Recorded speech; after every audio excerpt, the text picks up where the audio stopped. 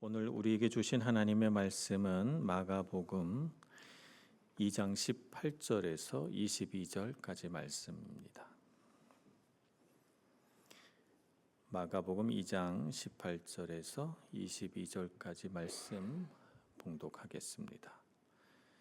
요한의 제자들과 바리새인들이 금식하고 있는지라 사람들이 예수께 와서 말하되 요한의 제자들과 바리새인의 제자들은 금식하는데 어찌하여 당신의 제자들은 금식하지 아니하나이까?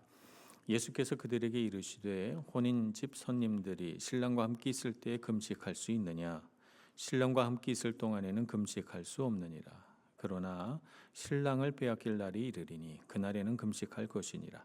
생배 조각을 낡은 옷에 붙이는 자가 없나니 만일 그렇게 하면 기운 새 것이 낡은 그것을 당기어 헤어짐이 더하게 되느니라.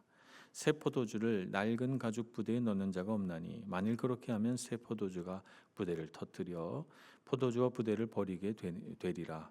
오직 새 포도주는 새 부대에 넣느니라 하시니라. 아멘. 한 해를 보내고 새해를 맞이하는 그런 길목에서 2024년 마지막 주일 예배를 드리고 있습니다. 오늘 예배를 통해서 오늘 또 말씀을 통해서 지난 시간 2024년이 지나가고 2025년이 다가오는 이 변화의 시기에 우리의 마음이 다시 한번 또 새로워지기를 소망합니다. 그래서 새 것이 올 때 옛 것은 다 지나가게 하고 새 마음으로 새 것을 받아들여서 주님 앞에서 능력 있고 소망 있는 삶을 살아가기를 간절히 소원합니다.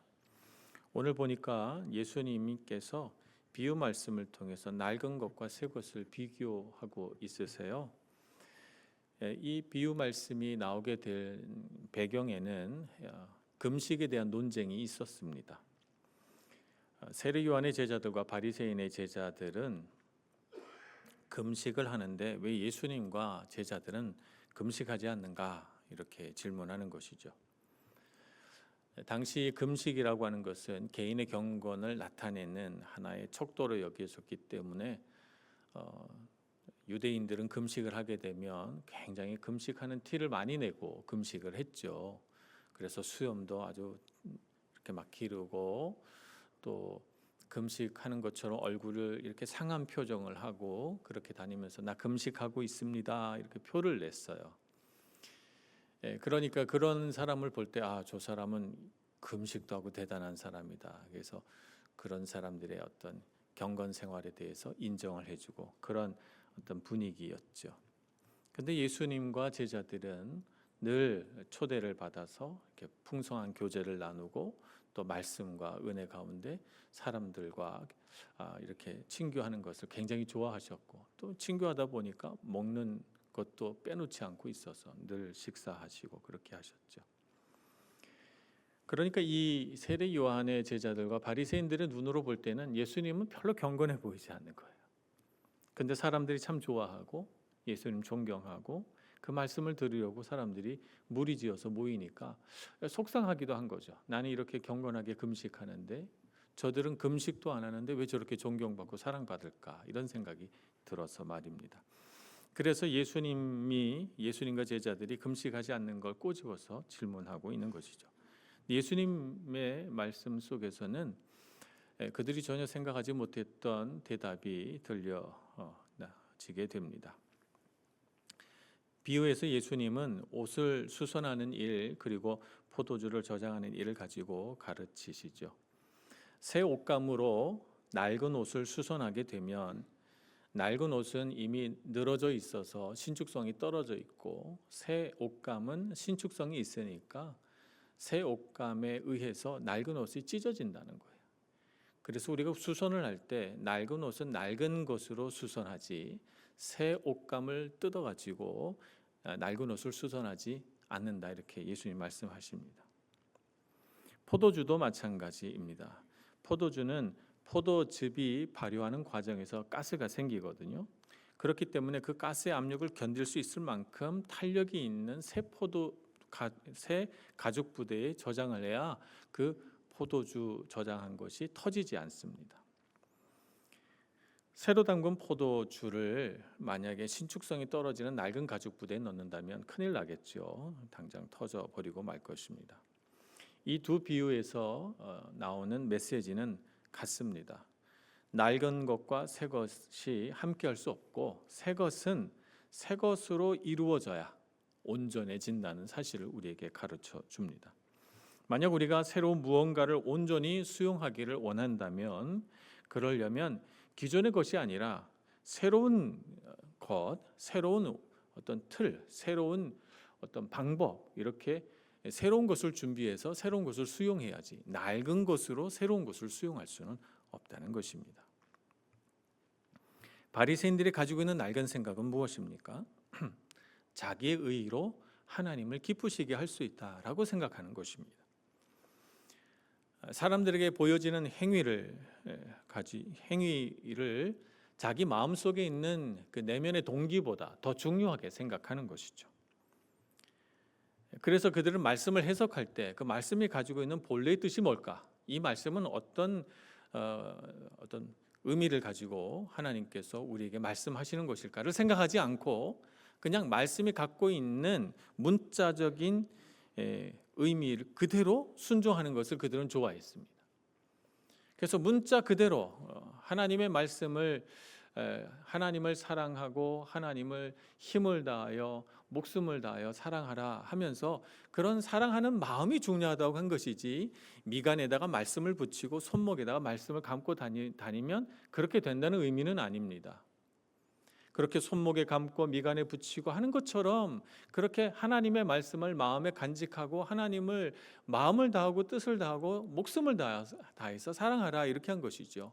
그런데 이 동기, 하나님을 사랑하는 동기는 잊어버리고 남은 것은 뭐냐면 미간에 하나님 말씀 붙이고 손목에다 감고 이렇게 하는 종교적 행위만 남게 된 것입니다. 신앙의 형식은 갖추었지만 하나님께서 원하시는 신앙의 본질은 잃어버린 형태의 신앙생활을 하고 있었던 것입니다. 이런 낡은 방식의 신앙생활로는 예수님께서 가르치시고자 하는 가르침을 받아들일 수가 없는 것입니다. 사람은 죄인이기 때문에 자신의 공로나 노력으로 혹은 자신의 의로운 행위로 자신을 구원으로 이끌 수가 없습니다.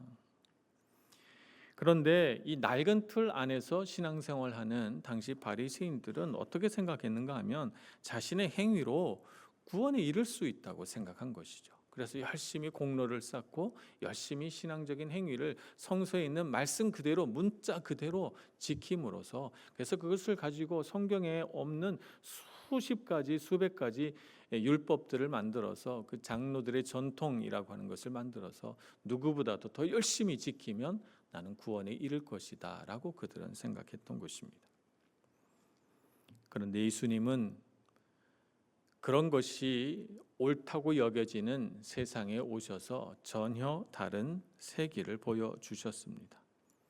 자기 자신이 모든 죄인의 대속죄물로 드려짐으로써 그의 죽음으로 모든 죄를 용서하시고 예수 그리스도를 믿는 자는 누구든지 구원을 얻게 하셨습니다. 이것이 새 길입니다. 그러니까 우리를 구원하는 것은 나의 의가 아니라 내 공로가 아니라 오직 예수 그리스도의 은혜입니다. 그러니까 우리가 자랑할 것은 나에게 없죠. 내 의로 내가 아무리 수고하고 내가 아무리 잘 섬기고 내가 아무리 땀을 흘렸어도 내 공로로는 구원에 이를 수가 없는데 오직 예수 그리스도의 은혜로 우리는 구원받았고, 우리가 뭔가 받은 은혜가 마음에 느껴져서 수고하는 것이 있다면 그러면 그 수고가 우리가 받은 은혜에 대한 기쁨이요, 우리 받은 은혜에 대한 감사의 표현일 뿐이지, 우리가 하는 그 수고로, 우리가 하는 그 섬김으로 우리가 구원받는 것은 아닌 것입니다. 그렇죠? 그래서 옛길과 새길, 바리새인들이 걸었던 자기 의를 의지하는 옛길과 오직 은혜로 구원받는 예수 그리스도의 새 길은 전혀 다른 길인 것입니다. 어찌 옛것의 틀에 새 것인 예수 그리스도의 은혜를 담을 수 있겠습니까? 그래서 우리가 준비해야 되는 가죽 부대가 있습니다.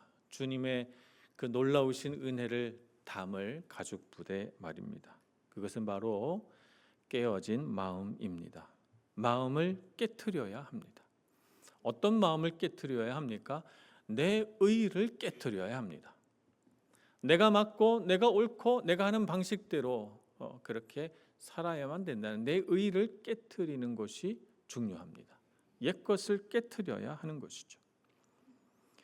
하나님은 율법을 제정하실 때 율법의 행위보다 마음이 더 중요하다고 말씀하셨습니다. 신명기 10장 16절에 보면 이렇게 말씀합니다. 그러므로 너희는 마음의 할례를 행하고 다시는 목을 곧게 하지 말라. 하나님은 이스라엘 백성들에게 할례를 받으라고 명령하셨습니다. 할례는 태어난 지 8일 만에 받아야 하는 이태리 유대 율법 중에 제가 오늘 컨디션이 별로 안 좋습니다. 말이 자꾸 헛나오려고 그러는데요. 용서하고 들으시기 바랍니다. 유대 율법 중에 가장 중요한 율법 중에 하나가 할례입니다. 할례는 모든 남자 아이들은 태어난 지 8일 만에 꼭 받아야 되는 유대인이라고 하는 표식이거든요. 근데 하나님께서 할례라고 하는 율법을 주신 까닭은 아브라함이 후손이다라고 하는 걸 몸에 새기기 위한 것이 아닙니다. 하나님 앞에 깨어진 마음, 그 아픈 심정으로 서라는 거예요. 그래서 신명기 10장 16절의 말씀에 마음의 할례를 받으라는 것입니다. 마음의 할례를 받아서 살이 찢어지는 것처럼 그렇게 아픈 마음으로 하나님 앞에 서라는 것이죠. 어떤 마음으로? 주님, 저는 하나님의 은혜를 받을 만한 자격이 있는 자가 아닙니다. 나는 죄인입니다. 라고 하는 마음으로 가슴을 치며 주님 앞에 서라는 것입니다. 자신의 힘으로는 아무것도 할 수 없음을 주님 앞에 고백하면서 주님께 소망을 두라는 것입니다. 나에게 소망을 두지 말고 말입니다. 내가 뭔가 그럴듯한 사람이 되고 내가 뭔가 능력 있는 사람으로 보여져서 내가 소망이 있는 사람이란 걸 증명하는 것은 아무 의미가 없습니다. 우리의 소망은 오직 주님께 있는 줄로 믿습니다. 이렇게 깨트린 마음을 가지고 나온 우리는 아파하지만 놀랍게도 내 마음이 깨트려졌기 때문에 그래서 하나님의 손으로 다시 빚어질 수가 있는 것입니다. 하나님은 깨어진 우리를 불쌍히 여기시고 다시는 깨어지지 않을 믿음의 그릇으로 빚어주십니다. 새롭게 빚어주십니다. 새롭게 빚어진 이 믿음의 그릇인 나는 하나님의 은혜로만 채워져야 하는 빈잔이 되죠. 그래서 주님의 은혜로 빚어진 이 잔을 들고 주님 앞에 나와 예배하는 것입니다. 빈잔을 가지고 주님 앞에 나와 갈급한 심령으로 주님을 부르는 저와 여러분 되기를 간절히 소망합니다. 이렇게 깨어진 마음으로 또 빈 마음으로 주님 앞에 나오는 것이 그것이 예배의 중심입니다. 이것이 우리가 예배를 위하여 준비해야 될 마음이고 이것이 새로운 길, 주님께서 주시려고 하는 그 새로운 것을 받아들이는 새로운 가죽 부대인 것입니다. 그 마음으로 주님 앞에 나왔을 때 주님은 우리의 비어진 마음을 하나님의 은혜로 채워주십니다. 내가 가진 생각들을 비우고 주님 앞에 나올 때 주님의 말씀은 내 안에 역사하시기 시작합니다. 그래서 그 말씀이 나를 변화시키고 그 말씀이 나를 인도해 가고 그래서 우리는 시편에 나와 있는 말씀처럼 시편 119편 말씀처럼 주의 말씀은 내 발의 등이요 내 길의 빛이니이다 라고 고백하며 주님의 말씀을 붙들고 살 수 있게 되는 것입니다. 그래서 주님 앞에 나에게 주실 새로운 말씀을 기대하고 바라고 소망하는 마음으로 서서 예배하시는 여러분 모두가 되시길 축복합니다. 그래서 우리가 만들 새 가죽 부대는 깨어진 마음, 빈 마음이라고 한다면 우리에게 채워지는 것은 새 포도주이죠. 예수님이 바로 새 포도주이십니다. 당시 율법에 묶여 살아가던 사람들의 눈에는 예수님의 행동은 기존의 관습을 깨는 매우 기이한 행동으로 보였습니다.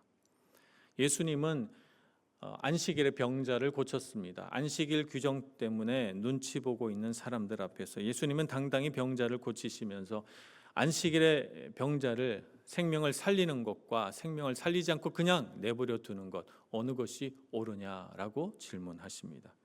그리고 안식일의 주인이 누구이신가? 하나님이시고 하나님은 생명의 주인이시고 당연히 안식일에 생명을 살리는 것이 맞지 않느냐라고 새로운 법을 알려주시죠. 예수님은 세리와 죄인들의 친구가 되어 주십니다. 건강한 자에게는 의원이 쓸데없고 병든 자에게라 쓸모가 있다고 하면서 나는 병든 자의 친구요 그들을 고치는 의사로 이 땅에 오셨다라고 말씀하시면서 아픈 자, 소외된 자, 장애 입은 자들을 향해 예수님은 나아가셨습니다. 성전에서 매매하는 자들의 상을 엎으시고 환전상들을 내쫓으시면서 예수님은 내 아버지의 집은 기도하는 집이지 장사꾼들의 집이 아니라고 말씀하시면서 하나님의 교회가 어떤 교회가 되어야 할지를 알려주셨습니다. 놀라우신 분이시죠. 새로운 것들을 행하셨습니다. 예수님의 사역들이 많이 있지만 그 가운데 예수님이 우리에게 주신 새 길, 새로운 가르침 세 가지를 우리 함께 생각해 보고자 합니다. 첫째는 겸손하신 예수님이시죠.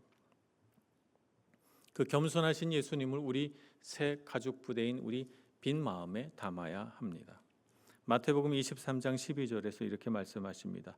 누구든지 자기를 높이는 자는 낮아지고 누구든지 자기를 낮추는 자는 높아지리라 이렇게 말씀하셨습니다. 세상은 높은 지위와 성공을 자랑거리로 삼고 자신의 힘과 자신의 부를 과시함으로써 내가 얼마나 가치로운 사람인가라고 하는 걸 보여줍니다. 그죠? 나의 가치를 어떻게 세상은 증명해요? 내 힘과 내 부로 증명하고자 합니다. 내 지위로 증명합니다. 그러나 우리 그리스도인의 가치는 이 세상이 생각하는 것처럼 세상의 부와 힘에 있지 않습니다. 그리스도인의 진정한 가치는 겸손한 마음으로 예수님의 마음으로 남을 섬기는 데 있는 줄로 믿습니다. 예수님은 우리에게 그것을 가르쳐 주시고 내가 선생으로서 너희에게 종이 되어 너희의 발을 씻기는 것 같이 세상에서도 너희와 같이 섬기는 자가 되라 우리에게 가르쳐 주셨죠. 하늘 아버지의 아들로서 누구보다도 귀히 높임 받으셔야 할 분이 이 낮고 낮은 땅에 내려오셔서 우리와 같이 이 땅을 밟으시고 고통하고 살아가시며 우리의 모든 죄를 짊어지셨습니다. 그분이 바로 겸손하셨기 때문에 우리에게 이렇게 큰 은혜가 있는 것입니다. 우리도 그와 같이 예수님처럼 겸손하게 이 땅을 섬기고 아름답게 예수 그리스도의 향기를 드러내서 그리스도인의 참된 가치와 힘을 보여줄 수 있기를 간절히 소원합니다. 두 번째는 우리가 담아야 하는 예수님은 사랑과 용서의 예수님이시죠. 마태복음 5장 43절 44절에서는 이렇게 말씀합니다. 또 내 이웃을 사랑하고 내 원수를 미워하라 하였다는 것을 너희가 들었으나 나는 너희에게 이르노니 너희 원수를 사랑하며 너희를 박해하는 자를 위하여 기도하라라고 말씀하십니다. 세상에는 참 많은 사람들이 용서치 않는 마음을 품고 살아갑니다. 자신에게 상처 준 사람을 잊지 않습니다. 자신에게 은혜를 베푼 사람은 쉽게 잊어도 상처를 준 사람은 절대 잊지 않습니다. 그래서 언젠가는 내가 받은 대로 갚아주리라 이런 마음을 가지고 살아가지요. 그렇게 반응하는 경우가 참 많이 있습니다. 그러다 보니까 우리는 늘 조심하게 되고 또 누구나 다 가슴에 용서치 않는 상처 하나쯤은 간직한 채 살아가곤 합니다. 그러나 예수님께서는 아무 대가 없이 자신의 피값으로 우리를 용서하셨습니다. 그리고 우리에게 용서하라 가르치시죠.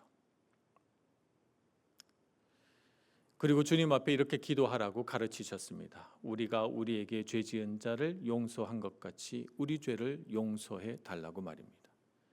크신 주의 은혜와 용서가 우리에게 베풀어짐으로써 우리 안에 응어리졌던 그 응어리가 풀어지고 우리가 받았던 그 상처 위에 그리스도의 피가 놓여짐으로써 우리 상처가 낫고, 그래서 우리가 세상에 나아가서 세상을 치유하고 회복하는 능력 있는 그리스도인이 되는 것입니다. 사랑과 용서의 예수님을 우리 빈 가죽 부대에 담아내기를 소원합니다. 그래서 우리도 상처 입은 세상 사람들 가운데 나아가 용서하고 치유하고 더 많이 사랑하는 그리스도 닮은 사람이 되기를 간절히 소원합니다. 세 번째는 우리에게 영원한 생명을 주신 예수님을 우리 마음속에 담아야 되겠습니다. 요한복음 4장 14절에서 이렇게 말씀하십니다. 내가 주는 물을 마시는 자는 영원히 목마르지 아니하리니 내가 주는 물은 그 속에서 영생하도록 솟아나는 샘물이 되리라. 이렇게 말씀하십니다. 이 말씀은 누구에게 최초로 하셨는가 하면 사마리아 성에서 남몰래 정오에 물을 기르러 온 세상에서 소외된 한 불쌍한 여인에게 하신 말씀입니다. 이 세상의 것을 추구하다가 아무것도 얻지 못하고 낙심한 여인에게 말입니다. 세상은 눈에 보이는 성공, 물질적인 보상을 중요하게 생각합니다. 많은 사람들이 잠시 머무는 이 세상의 것에 마음을 두고 살아갑니다. 그리고 영원하지 않은 것, 그 일시적인 것에 우리의 행복이 있다고 생각하면서 그것을 얻어야 행복할 것처럼 생각합니다.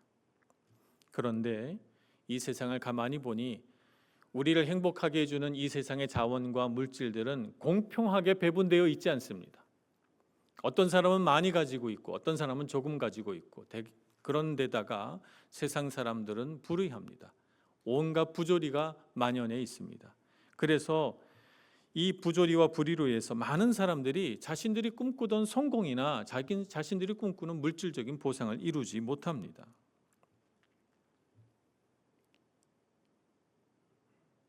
우리는 이 세상을 어떻게 살아야 할까요?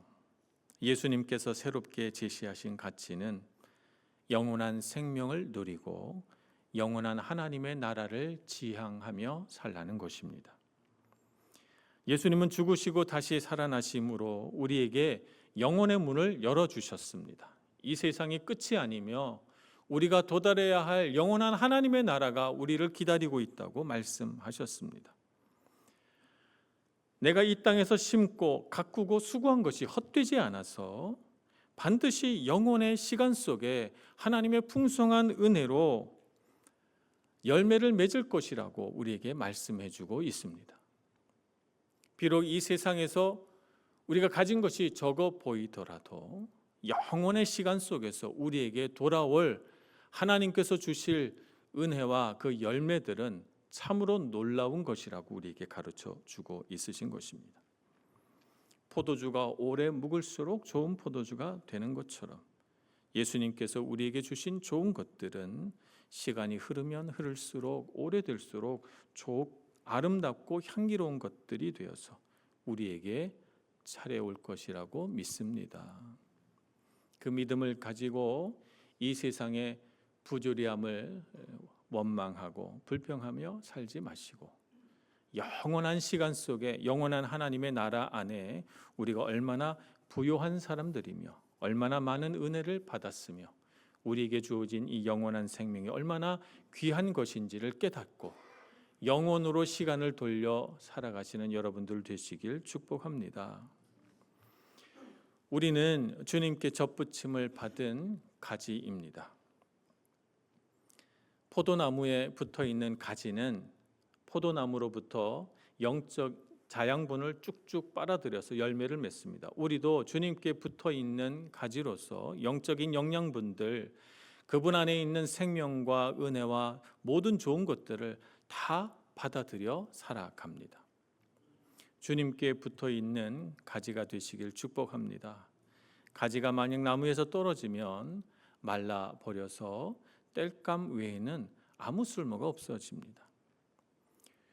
주님의 꼭 붙어 있어서 나를 향한 주님의 말씀에 귀를 기울이고 그 말씀에 순종하며 살아가기를 소망합니다. 나에게 들려진 말씀이 나에게 공급된 그 영적인 자양분이 나의 삶을 해석하고 나의 문제를 해결하고 새로운 관점을 가지게 만들고 새로운 깨달음을 얻게 할 것입니다.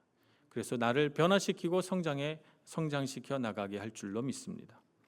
하나님의 말씀은 능력 있고 생명이 있기 때문에 반드시 열매를 맺게 해주실 줄 믿습니다. 지금 비록 보잘것없어 보이더라도, 지금 비록 작은 것이라도 하나님께서 함께 하시면, 은혜를 베푸시고 생명을 공급하시면 반드시 100배, 60배, 30배의 열매로 맺어질 것을 믿습니다.